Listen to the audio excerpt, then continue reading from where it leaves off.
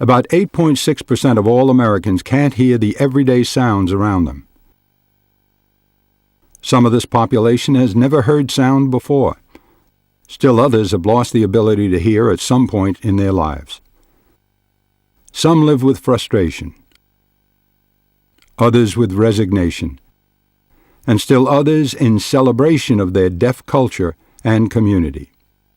However, an increasing element of this population has turned to a device that can bridge the worlds of silence and sound.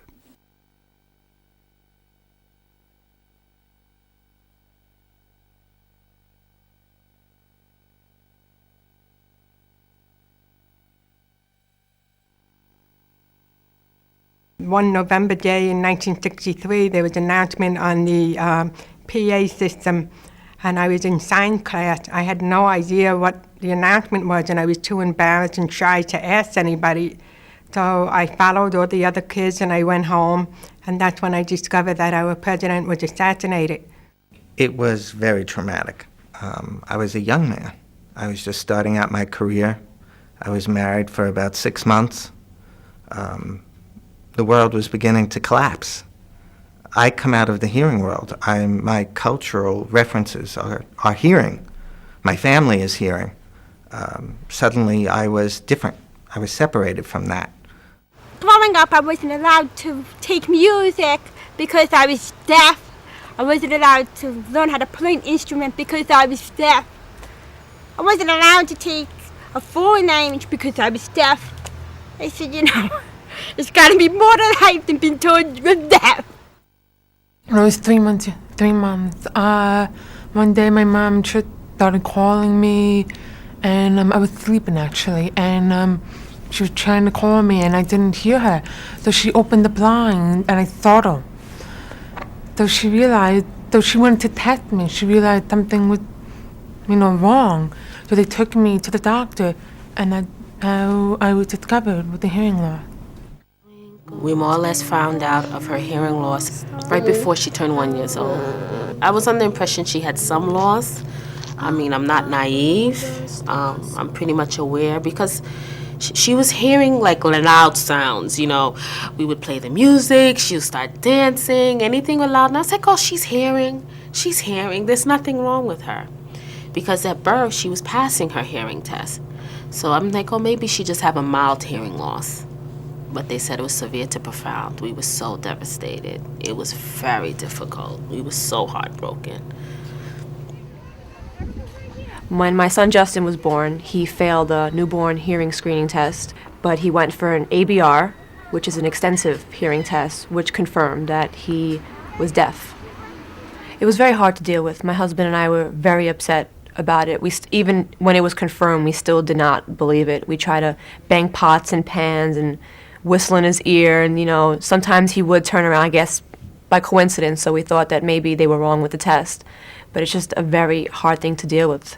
I was crying for many months. Well, when she was a year and a half, we realized she was deaf. And definitely everybody was really sad because we thought she heard a little bit. Nothing, so we went to a doctor, and the doctor told us that she was deaf. I started to cry like crazy. I started to cry a lot, and I don't want that to be real. Our first moments, we were devastated. It was just surreal. It didn't hit home until we realized, we looked towards her future. How we didn't want her to be, segregated from a regular class. We really wanted her to have a normal life, like her older brother. I was 6 when I lost my hearing, and it was quite a shock. I remember going to bed one night and waking up the next morning, and my mom was at the foot of the bed, and my mom was talking to me like she always did. I saw her mouth move, but I heard nothing. And I finally got mad, and I said, "Mom, stop teasing me. Why are you doing this to me?" I said, "Use your voice." And my mother looked at me, she said, "I am using my voice, Jean." And that was the first indication that I was deaf. About 35 years ago, I got up one morning and I was having trouble hearing. After that, I started wearing hearing aids, trying to get on with my life, but it was very, very difficult. I needed someone along with me to hear what was going on. I could not go anywhere by myself.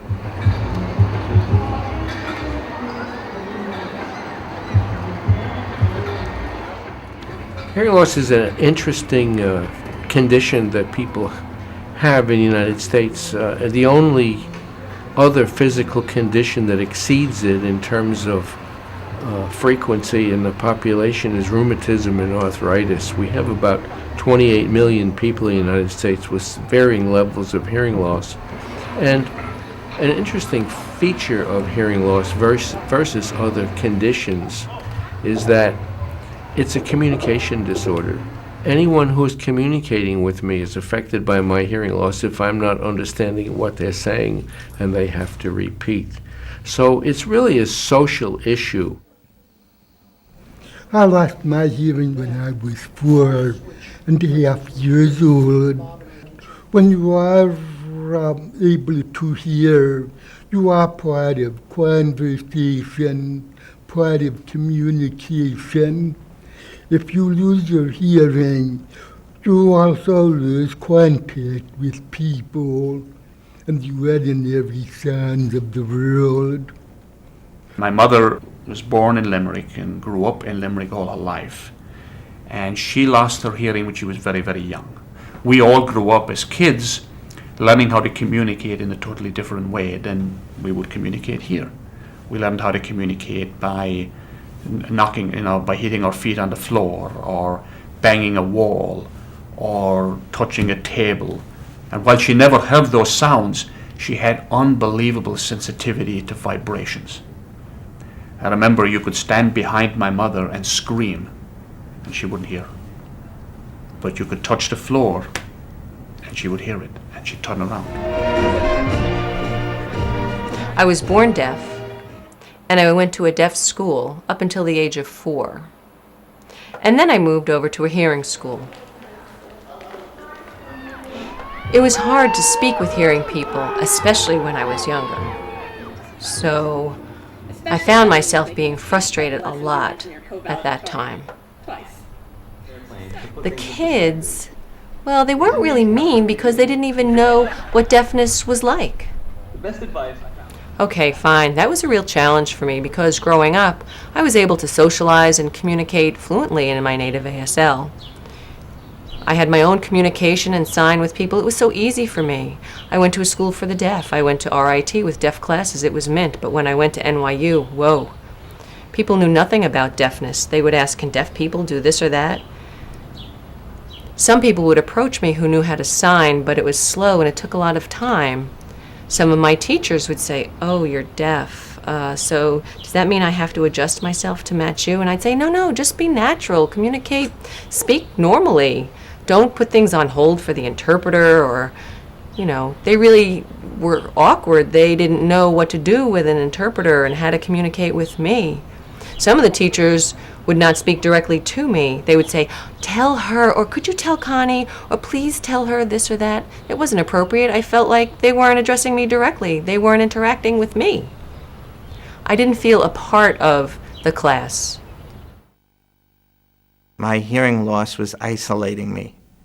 It was isolating me from my family. My 2 sons would talk to my wife and have her interpret to me, as opposed to dealing with me directly. And once I realized that about my own family, I began to see it in almost every social setting, in my business life, in my social life. If I am in a party, I am withdrawn, not participating in why people are laughing or what's going on, or if there's some kind of a joke being told, people are laughing. I don't understand it. I think anyone would feel left out if you're not getting the idea of what they're speaking about.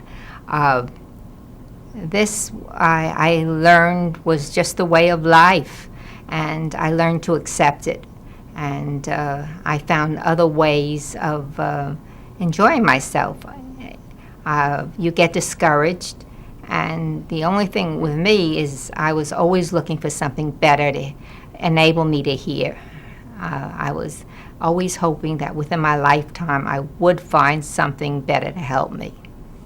If you think back to what it was like for a deaf person 100 years ago, 150 years ago, 50 years ago, you hear the horror stories about people being isolated and left alone, the families never taking them anywhere out of embarrassment or just the fact that, well, we don't know how to communicate with them, so why bother bringing them along? The work with deaf people in America really began with Thomas Hopkins Gallaudet. He met a little deaf girl named Alice Cogswell. One day he took his hat off and gave it to Alice and wrote H-A-T in the sand. And the hat passed back and forth several times and the word was written, and eventually Alice caught on. And this gave the Cogswells and Gallaudet and other humanitarians the idea that if Alice can be taught and the doors of communication can be opened to her and therefore give her a much fuller life, why not for other deaf kids in America?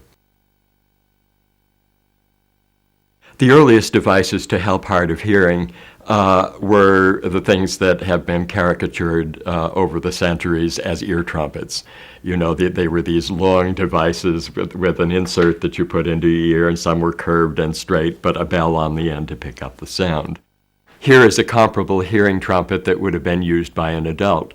It's quite large and unwieldy, but you can see that in the bell it has a fairly sophisticated mechanical device for focusing the sound into the ear. It's difficult to carry around. You certainly can't slip it into your pocket. There were some interesting ways for vain people to disguise their hearing aids in the past.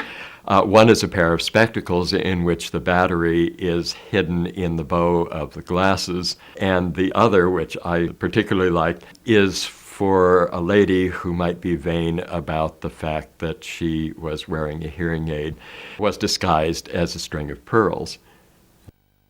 There have been numerous devices developed over the years to assist the deaf and hard of hearing, perhaps none with more promise and controversy than the cochlear implant, or CI.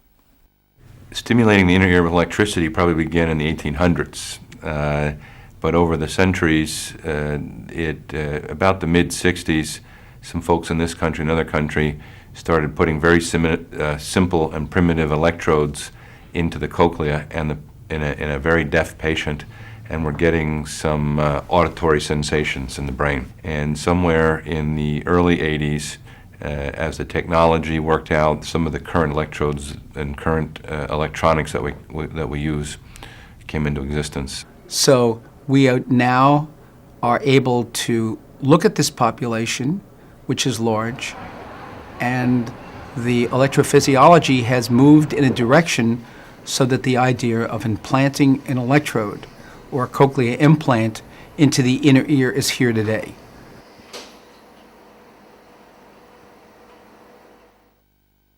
In the normal hearing process, the inner ear has hair cells that send information to the hearing nerve, which in turn transmits that information to the brain. In most cases of deafness, this hearing nerve still functions, but the hair cells are either lost or damaged.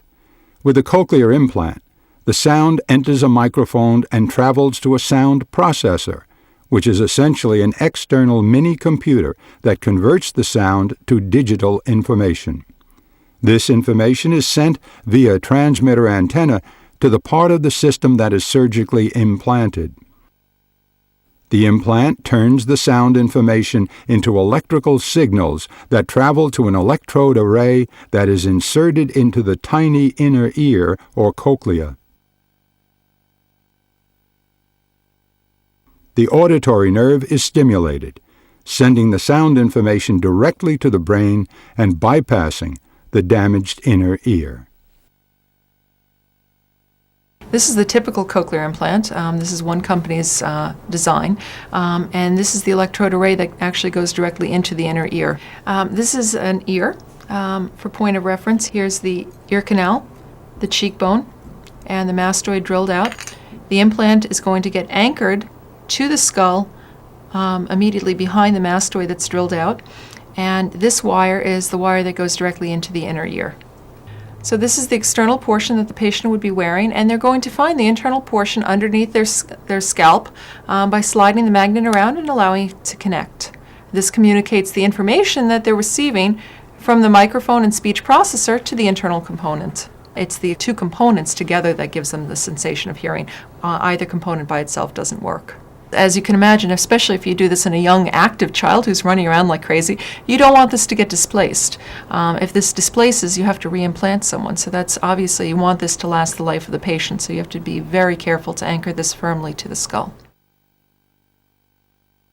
I've had a cochlear implant since 1987, which is a little bit over 18 years. But when I hit maybe 13, the audiologist from the POSIS program for the hearing impaired had said to me, well, not said to me, but had said to my mother, that there was a new device out. Maybe Jean can get it, and maybe Jean will hear with it. When I was 16, my mother was approached again. This time, my mother, took her time and she explained to my father what she was told. And it was an automatic decision between my parents that they would just talk to me and then it would be my decision. Wow. That decision was very, very hard for me. Nobody had this. It was experimental. I didn't have anybody to speak to. Nobody I could ask questions with. How do you ask a person who can hear just fine, well, what does this device sound like? You don't know, because you don't have it. I started in cochlear implants back in the late 80s, and when I started, the multi-channel implant had just been FDA approved for adults. And a year or so later, we started clinical trials for children. And so I was there at the beginning, to see this whole process, which was very, very exciting. And but I remember the old processors. First of all, they were very large. They were body-worn processors, and they were heavy. They had 3 AA batteries in them. And my first speech processor, it was 3 pounds. Extremely heavy. And I do remember quite a few summers I lost my shoes, because that thing was just so heavy it would pull your pants down. It's constantly hiking them up, I met up with a friend who had this big scar around his ear. And I said, what's that? Is something wrong with your brain, or do you have something wrong with your head? Yeah, this was a male friend, it was a boy. I said, is something wrong with your brain? What happened? And he said, oh, I had surgery to become hearing. And this is what he told me. He was signing it, and I thought, can you become hearing? It started me thinking, can I become hearing? That's interesting. Maybe I could become hearing. I just have this surgery and I become hearing. It's a miracle. But through talking with and socializing with my friends, I noticed that none of them had implants. He was the only one. So I felt, what would I need an implant for? I can communicate okay with them. I don't really need an implant. So anyway, I went along, and growing up, I didn't really talk about that topic anymore. It was not important in my life, and really it was kind of like the forbidden topic among my deaf friends, because my friends and I felt that we might lose our deaf identity. So anyway, we went along, I went to college, went to RIT, and I noticed that more and more people were having implants. And I accepted them because each person is an individual, they're different, it's their choice to have an implant or not. It's not my choice. It's up to them. The important thing is the opportunity to communicate with me. That's it. Every one of you still listening to do it yourselves. I used to depend a lot on interpreters. So I had a friend who had had a cochlear implant, and I just met her after 13 years.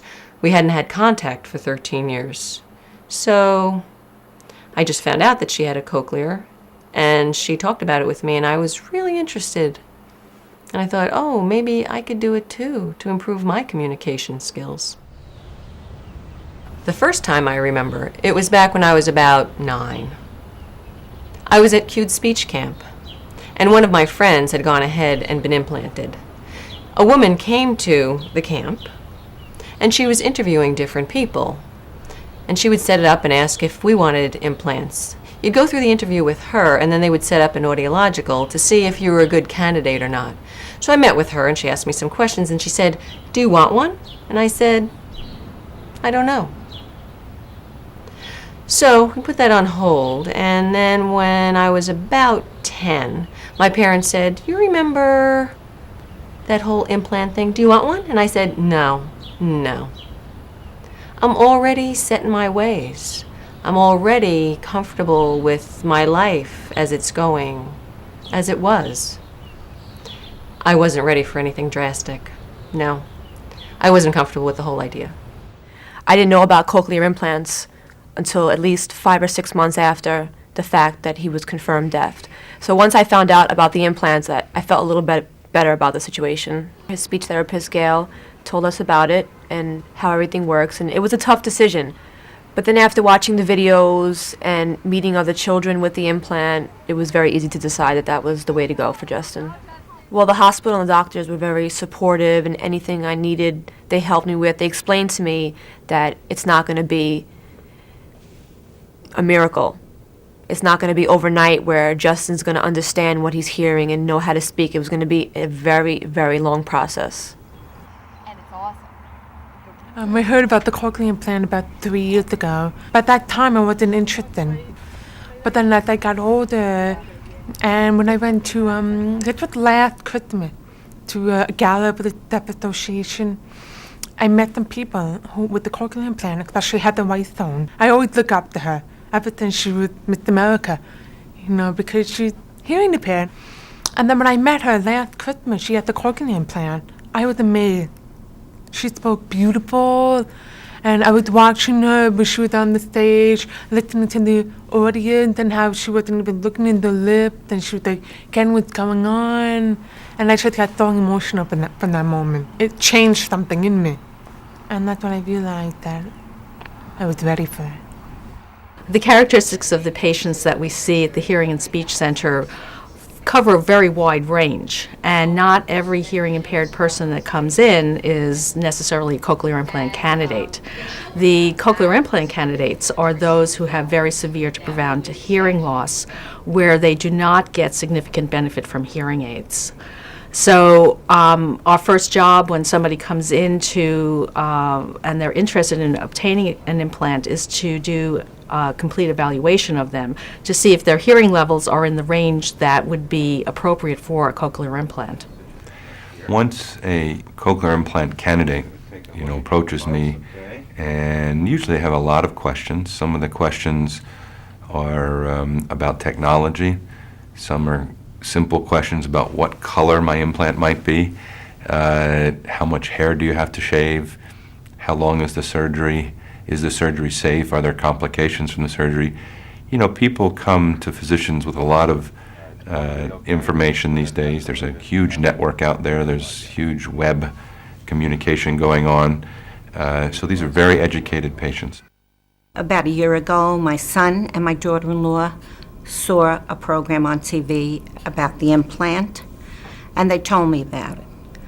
But I wasn't too keen on it because they had to operate on your head, so I was a little scared. But anyway, I looked into it. I had walked in saying, I'll satisfy my children and my husband, I'll go for the evaluation, but I am not doing it. I would say my biggest problem was I didn't have too much faith in this, because I felt I've been deaf so long.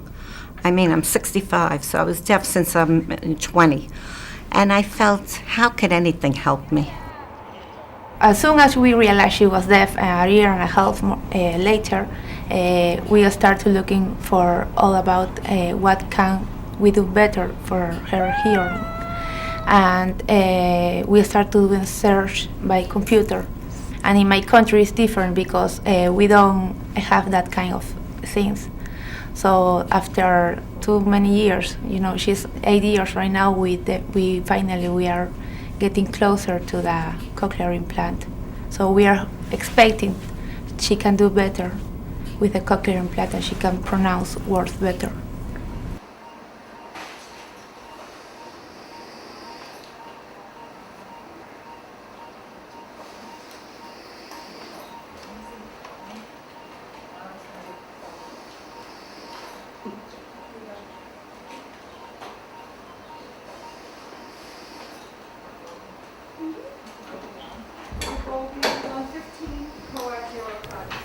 So for any implant patient that comes in, we're going to have an initial discussion about what they expect from the implant, if their expectations are realistic.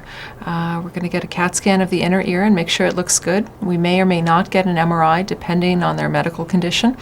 And I describe to them what to expect from the surgery. The surgery typically can take about 3 hours. We will map the implant in the operating room and ensure the implant's functional. We're going to shoot an x-ray, make sure it's in the right place.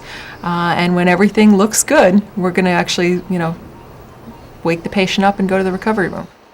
I think that once you get the implant in and we've tested the implant and we know the auditory nerve or the hearing nerve is communicating with the implant adequately, there's a very good sense of relief. You know this patient's going to do as well as possible with this implant. Now it's really up to the patient. It's no longer our job. For a large part, the surgical work is done. The mapping, the audiologists now have a lot of work. The speech pathologists have a lot of work. The patient has a lot of work. The family has a lot of work. The school has a lot of work. The postoperative process of rehabilitation involves, first of all, the initial stimulation. 1 month after the patient's surgery, they come back to the center, and that's when they receive the external device. And the external device is then attached to a computer and it's programmed. So it's set to deliver the kind of current that the patient is going to need to understand speech. Often that's a very strange experience for patients because they're hearing a very unusual sound. They're not used to this. They may not be used to sound at all, and now they're getting this very artificial input. Was there any disappointment when I was initially turned on a month after surgery? I think I would have to honestly answer yes, but I was prepared for that. Again, my audiologist friends told me something very important. They told me 2 things that were very important. They said, number 1, have very high hopes, but very low expectations.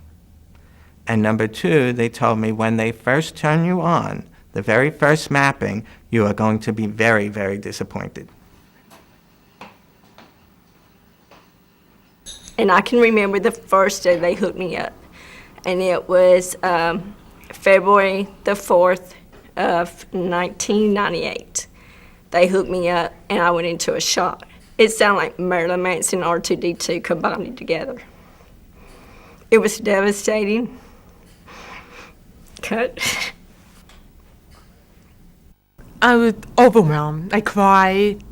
I didn't like it. It felt like everything was shocking at first because it was too loud. When you're first turned on and that sound is first hitting your brain is going, ick, what's that? It can't comprehend it. So what you're really hearing is just a whole lot of noise. And in fact, it can become overwhelming because there's a lot of noise that you're not accustomed to. By the second day, your brain begins to filter it, and you can begin to actually understand what's taking place. And the whole concept of speech recognition kicks in, and you can begin hearing words and understanding words. Everybody was afraid the first time you can't adjust, you hear different squeaks. I did hear different squeaky sounds, but it pleased me because I had never heard sounds the way I did then. And I still do. I come in a room and I'll say, gee, what noise is that? I hear the stodophys. I hear the clocks chiming in my apartment. It's in the kitchen. I hear the microwave far away when I walk out of the kitchen. I hear the water boiling and all these sounds that I never heard before. The other day I went to the movies for the first time. I was so excited. I wanted to go to a movie. I wanted to know what it was like going to a movie with the cochlear implant. It was so loud. And I could tell that I was able to get more than I did with the hearing aid. There is a sound difference between amplification that you hear through a hearing aid and the speech recognition type of sound that you hear through a cochlear implant. The difference, if I could filter it down to one word, on your hearing aid side, you're hearing acoustical sound, or what people would call natural sound or normal sound. On your cochlear implant side, you're hearing electronic sound. You're hearing sound that's been filtered through computers and then fed through electrodes into your hearing system. I was fitted for a hearing aid, and it was okay. It made sounds loud, but I still couldn't clarify words. So eventually, I decided I was getting the implant. I just love Johnny Mathis and Frank Sinatra. So all my tapes, my CDs are mainly of them. So I started to put it on because I was told to put it on your stereo while you're in the house. And I said to her, but I put it on, I don't hear it. She said, but put it on anyway. And I did every day, and what was happening, I started to hear a word here, a word there. I still don't hear everything, but I play my music, and now, in the beginning it didn't even sound like the artist, whoever was singing. Now I'm starting to see that it's sounding like them, and I'm getting more of the words now. It's starting to come because I love music, and that's what I'm waiting for, to get all my music that I could hear it, you know? My sons were born to me when I was deaf, so they've grown into their teen years accustomed to Dad not catching things. So conversations take place in the car or at the dinner table that I'm not very much attuned to. After the cochlear implant and the stimulation and turn on, I happened to be driving my 16-year-old to pick up a friend. And we went and we picked up the friend, and the friend gets in the car, and immediately they started this conversation about some young girls they knew, and they were comparing these young girls to one another. And I ultimately had to say to them, guys, remember your father's in the car. And the two of them said, oh yeah! And they turned up the rap music. Okay, so now again I want you to turn your hearing aid off. Tell me how many you hear. Okay. Well, Dr. Van Butus told me the initial thing what I will be experiencing is a harsh metallic sound. This is something I have experienced when I first had my hearing aid, because everything was so loud and very uncomfortable, you know. So it didn't take me too long to get adjusted to it, because I forced myself to learn how to use a hearing aid and get adjusted to sound. So I assume I can do the same thing with this cochlear implant. Okay. I'm a fighter. I don't give up, you know. If I want something to work, it's going to work for me. How many? One leaf or many? Good.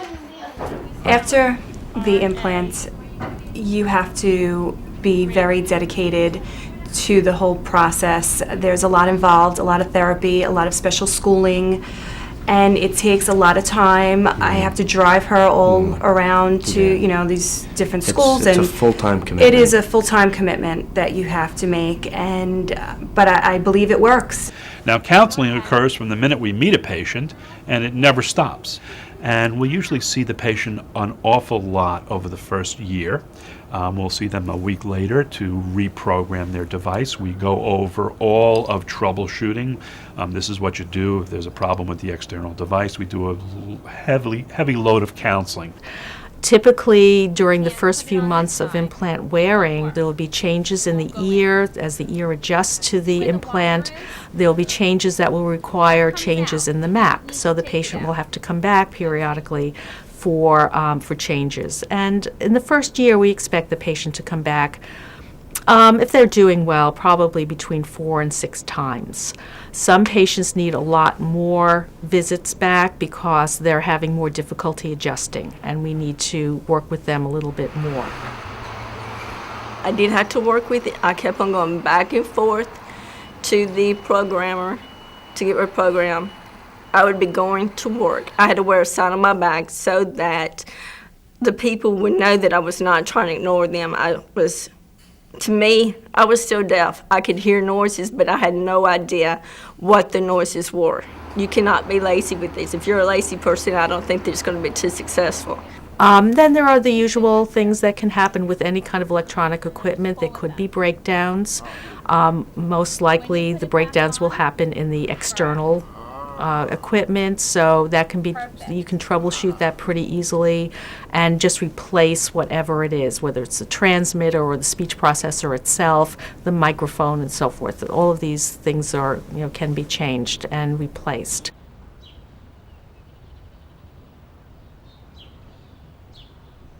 The cochlear implant is beginning to have an impact on many segments of the deaf population, including the deaf-blind. The cochlear implant is fairly new to the deaf-blind community. My own personal experience, Michelle Smith is the first deaf-blind person that I know of who received a cochlear implant. Since then, we've had a number of our students and staff be implanted. Just about every one of them had hearing at one time and lost it. I lost my hearing from nerve damage, nerve deafness.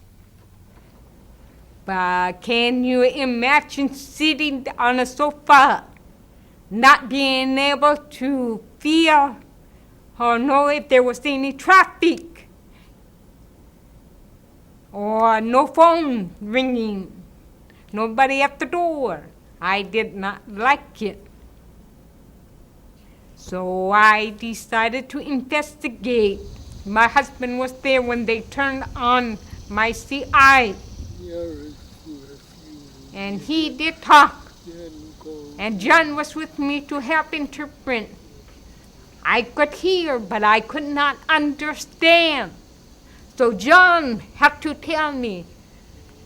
He is telling me how much he loves me. Today, the cochlear implant is starting to be integrated into the deaf education system. Schools across the country, like Mill Neck Manor School for the Deaf in Mill Neck, New York, have set up special classrooms for the hearing impaired, in which sign language is not used and speech is promoted. Mill Neck Manor has been in existence since 1951 as a school for deaf children. We have a student body of 120 students at the moment, but we have a wide variety of classes and classroom situations.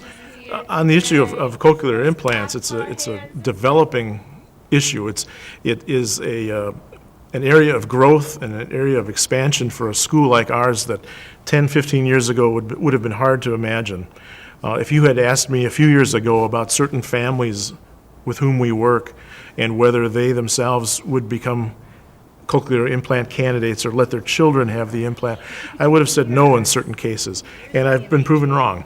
The technology is advancing at such a rate, and at least the short-term success is so apparent for a lot of our students that now fully 1/6 of our student body are students with cochlear implants, and it's growing virtually monthly. This is my second year doing the oral class. It's very nice. It's a very new experience for me. Signing for 14 years and now having to not use sign anymore was very challenging, but I'm very excited because I've come a long way. The children range from 3 to 4, and 2 of them are fairly newly implanted.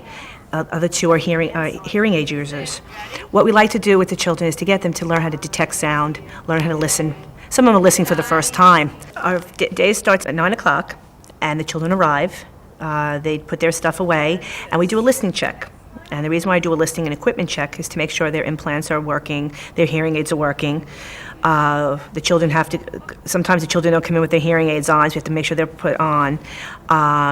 If there's any kind of equipment check problems or listening problems, we have the audiologist come in and check their hearing aids. After we do that, we do our morning calendar, and basically with that, I'm trying to get them to listen to what they're hearing and to try to get them to imitate me. Hopefully that they will be able to do that. Some of them have a hard time. It just getting to have that listening behavior and hearing the sound and trying to work on intonation and acoustic highlighting, which is bringing out certain vowel sounds that they will be able to hear. and make it as natural as possible. The language is always natural for them and what they're hearing. There's so much joy working with this group, watching the children grow. I mean, I particularly love this age group. This little girl wouldn't even do anything last year. Now she's starting to communicate. It could be loud, it might not be intelligible, but the fact that she's communicating in some way, it's a joy. It's always, every day is a joy. Throughout its existence, the cochlear implant has created controversy and debate, especially within the deaf community. The deaf community is like a culture. You know, different groups have their own culture. Like Spanish people have culture, Italians have their own culture, and like Greeks, they have their own culture. Well, deaf people, we have our own culture as well. We have ASL as our method of communication, just like Spanish-speaking people have their own language. There are so many events that go on, but for deaf, it's not as often. We may have a captioned movie, or maybe there's an interpreted Broadway play, or some other event that goes on. When we find out, we all go, because that's our chance to get together, to socialize. That's our sense of community and our deaf identity, socializing with each other. But I do know from 20-some years of experience with deaf people that there are many deaf people who are concerned about their way of life, if you will, that their culture, their language, which is being learned and used by so many more people now than ever was the case in the past, and the impact that that has on them as a group of people. Some of that is generational, like so many things. I don't handle a cell phone as well as my children do. Some of that's just generational stuff. I have a friend who himself is 5th generation deaf. Yes, 5th generation. And he's really opposed to cochlear implants because he feels it will destroy deaf culture and the deaf community.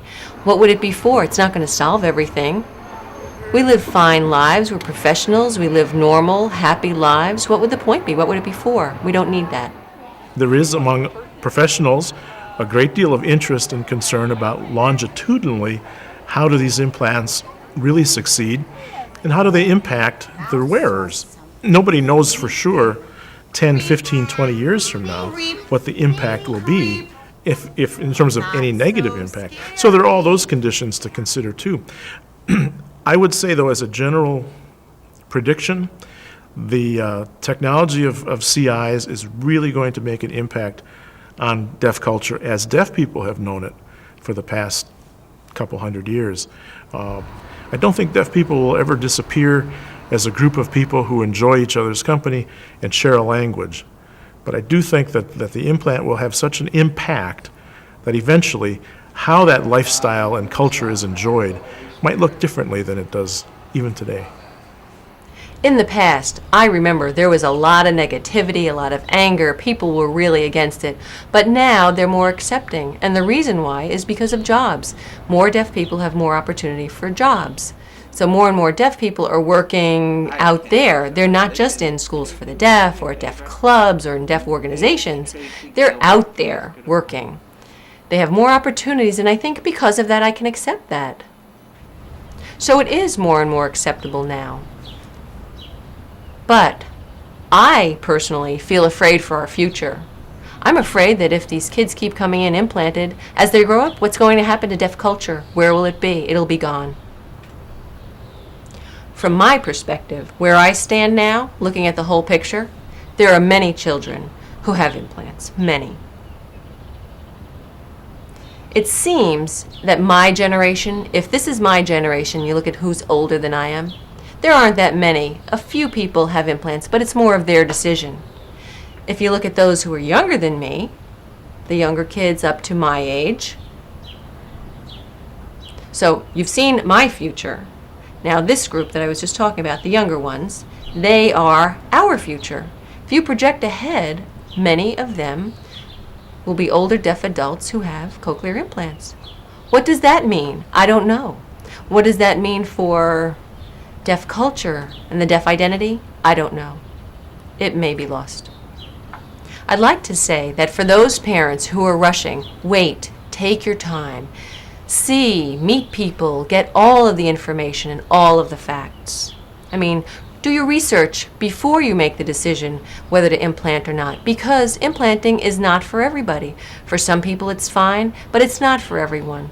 So try and remember that. It may be hard for you to contact deaf professionals, but now with the internet, and every state has an agency for the deaf that you should be able to get in touch with. So I would recommend researching first before you go ahead and implant. While some ponder the future of the deaf community and the long-term effects of the cochlear implant, still others wonder what the future will hold for the technology itself.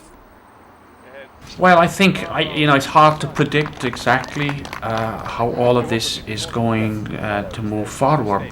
Except to say this, that what we considered impossible 5 years ago or a decade ago is very possible today.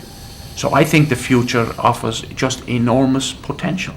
From a scientific point of view, biomedical point of view, I don't think there are any limits. The limits come in another way, and that is whether the advances of science will be available to everybody.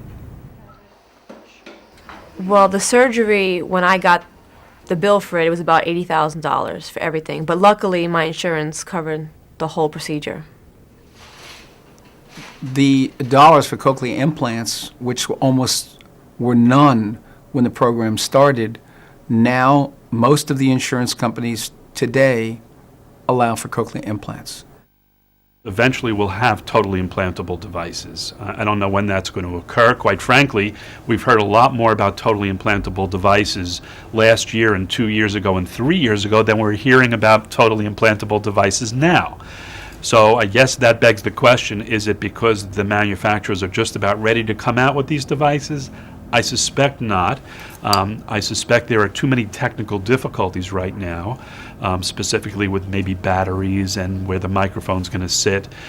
So it used to be that a lot of patients will hold off. Let's hold off for better technology. Let's hold off for better technology. Well, I think you have to live generally in the here and now, and if there's something that's going to help you or your child, then you should do it. I think I was in my senior year of college, and one of my friends was debating whether or not to go ahead and get an implant, and I said, "Why would you want one?" She said, "Because of your future." "Well, what about your future?" And she said, "Because of work." This was a female friend, right? So because of work, because of a future job. So she was thinking that, say she got a job and she was in a hearing environment and there was no interpreter. Would there be an interpreter there all the time? No, maybe sometimes. But how would she have open communication with her hearing coworkers? She wanted that. And I thought, oh, that would be a challenge for the future. Maybe an implant would be a benefit. Yeah. I have another friend who is here now, and she had an implant, and it helps her tremendously in socializing with her coworkers. She feels more connected with them. Remember that story about NYU when I felt so lost and alone and off? Well, I didn't feel connected. Perhaps if I had had an implant at NYU, I would have felt more connected there. But right now, I don't choose to have an implant because I work at a school for the deaf. What would I need an implant for? I can communicate and use interpreters. I do have a few more friends at school now because I can talk to them now. And I think that's good. That's a plus. That's a positive thing. And at school, I can hear the teachers, so if I have to look down and write something, I can still catch what they're saying, and I can understand them now. I came home from school, and I saw my grandmother in the living room. And she started talking to me. And then I spoke back to her. And it was really good because our communication is improving now. And she understands me better now. Give me a kiss. Give me a kiss. I started hearing more things, smaller things, like the birds outside. I can hear things that I never heard before. Now I'm noticing things more and more. There are more things that I hear everywhere. Rachel Schulbaum. So it's really good because now I know what it is. It's really great. I can understand some people not wanting to have the cochlear implant operation. And most of them are scared of pain. And it's not really that painful. I mean, you're going to go for the first 2 weeks, experience some pain. But to me, it was not that bad. And then they're worried about having something inserted inside of their head. Yeah, that is a little bit scary. But Look at your options that are out there waiting for you whenever you receive them and get the right programming. Locked in with your CIs.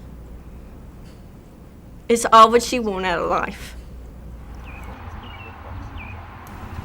I struggle every day in my life, and I realized that I had to do something about it because lip reading, it was so hard when people turn around when I was at school and I wasn't getting what was going on. And it was so frustrating now that I'm getting older and that I have to do something. And then now with the cochlear implant, I'm starting to try not to read lips. Again, you don't have to tell me the word if you don't understand it. You can. Okay. You can. But if you can't understand it, just give me the syllable. Okay? Okay. Baby. Baby.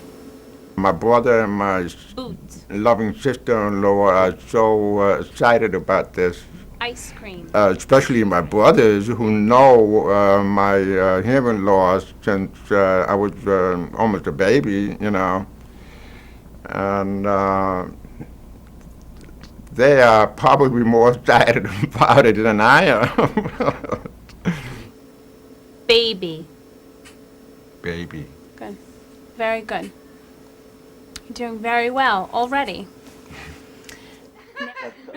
My children are very pleased. My friends, there is such a great improvement in myself. I'm much more outgoing. For many years, we never, ever went to the movies. I go to the movies. I've seen so many great movies now. I go to adult education programs. I go out. I do hear things that I never heard before. It is wonderful for me.